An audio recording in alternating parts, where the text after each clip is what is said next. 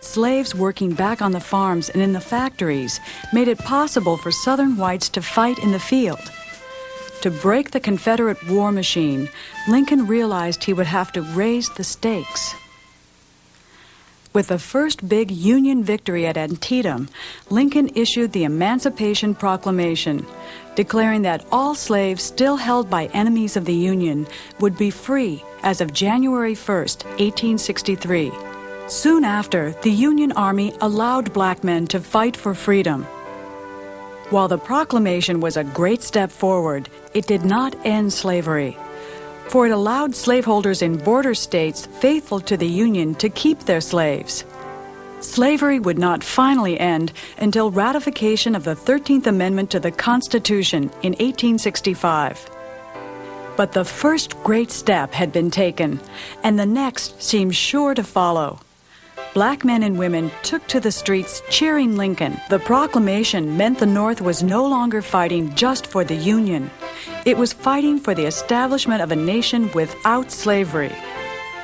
Southern slaves decided to emancipate themselves by running away to Union lines by the tens of thousands. African Americans began fighting in the Civil War almost from the beginning of the Civil War, even though they were not formally recruited. And a remarkable experiment was launched there, known as the Port Royal Experiment, to answer every question that white people in the North might have had about slaves. Would they work without compulsion? If freed, would they go and attack white people? If they had to defend themselves, would they do so, or would they shrink back in fear? In order to protect this experiment, it was necessary to arm some slaves, in effect to give them uniforms. And this was the 1st South Carolina Regiment. This isn't the regiment you see in the movie Glory. That comes later. The 1st Regiment was actually made up of slaves whose status as slaves or free people was not even assured. This is before the Emancipation Proclamation in 1862. So blacks were fighting from the very beginning. But it wasn't until after the Emancipation Proclamation was issued that it became legally possible to enroll blacks in the military. And roughly about 200,000 blacks served in the Union Army and Navy before the war was over. Absolutely essential to Union victory. Frederick Douglass rejoiced when blacks could enlist. He sent 2 of his own sons, but he believed the restriction against black officers was wrong. It is a little cruel to say to the black soldier that he shall not rise to be an officer of the United States, whatever may be his merits. But I see that coupled with this disadvantage, colored men should hail the opportunity of getting on the United States uniform as a great advantage. May 17, 1863. Black troops charged the Confederate fortifications at Port Hudson, Louisiana. 4 times they charge into intense rebel fire. 4 times they suffer withering losses. Seeing black soldiers' courage in battle helped change people's minds about the wisdom of Lincoln's decision.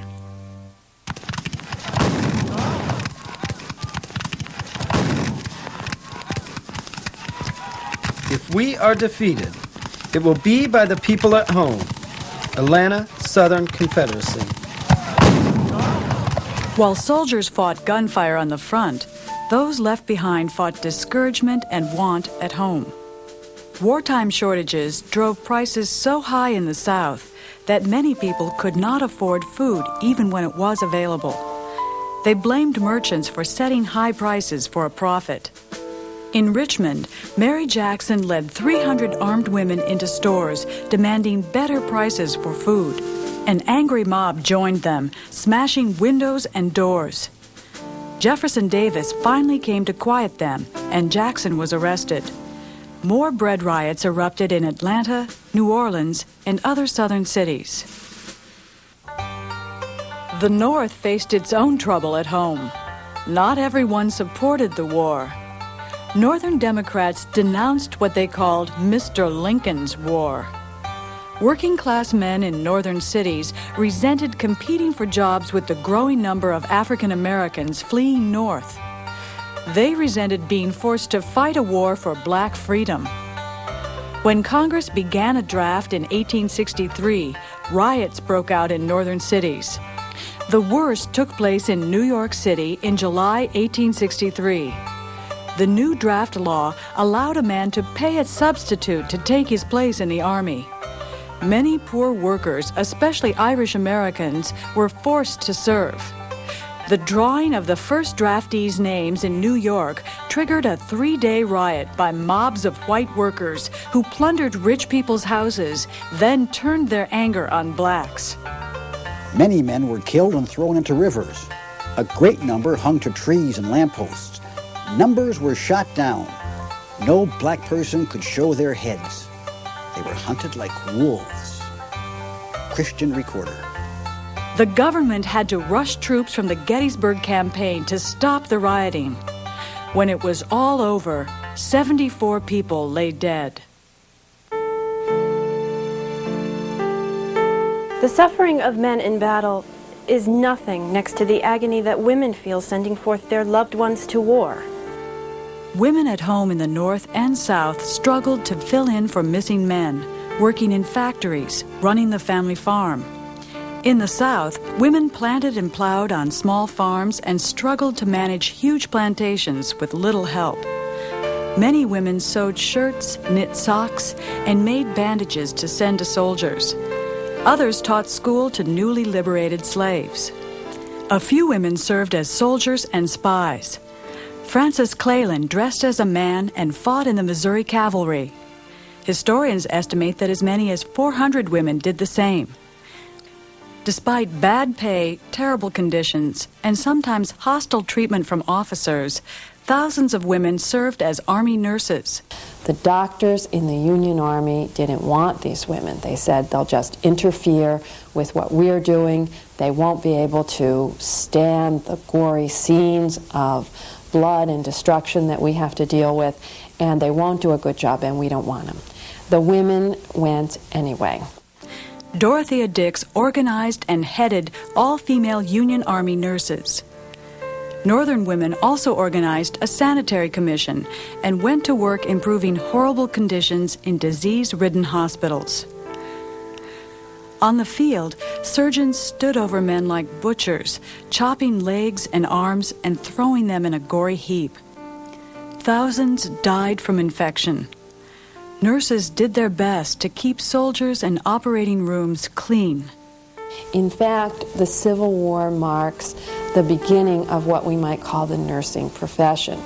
Women like Clara Barton, women like Dorothea Dix were very much involved in creating the new profession of nursing. And after the Civil War, women could go to nursing schools and have careers as nurses, which was never possible for them to do before. Clara Barton found her place anywhere between the bullet and the battlefield. She often arrived before the gunfire stopped to feed men and dig bullets from their flesh. A surgeon was asked, "Now, what do you think of Miss Barton?" He replied, "In my feeble estimation, General McClellan, with all his laurels, sinks into insignificance beside the true heroine of the age, the angel of the battlefield."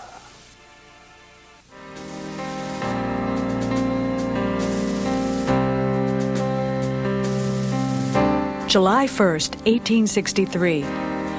Townspeople in Gettysburg sought shelter when they saw troops marching toward their crossroads town.